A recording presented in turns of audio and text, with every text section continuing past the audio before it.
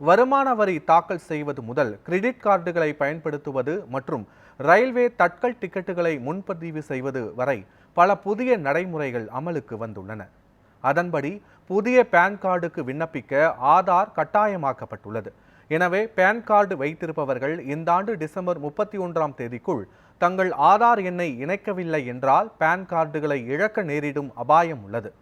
வருமான வரி அறிக்கையை தாக்கல் செய்வதற்கான கடைசி தேதி ஜூலை 31இல் இருந்து செப்டம்பர் 15ஆக மாற்றப்பட்டுள்ளதால் வருமான வரி தாக்கல் செய்ய கூடுதலாக 46 நாட்கள் அவகாசம் கிடைக்கிறது.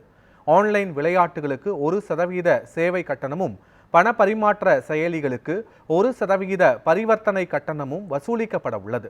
HDFC மற்றும் ICICI வங்கிகளின் கிரெடிட் கார்டுகளின் கட்டணமும் உயர்த்தப்பட்டுள்ளது.